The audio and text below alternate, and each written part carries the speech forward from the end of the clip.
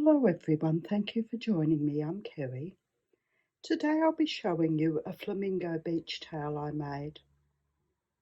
I love flamingos and wanted to use the two different flamingos together in a project.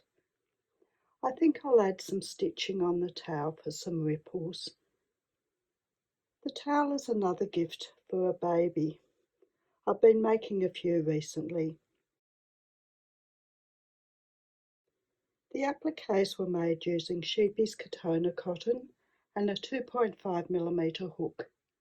We'll add links to the appliques I used in the description below. I used the bending flamingo applique and the standing flamingo applique. My sewing machine was used to stitch the appliques to the towel, using the colour of the towel in the bobbin and the colours of the appliques for the top thread.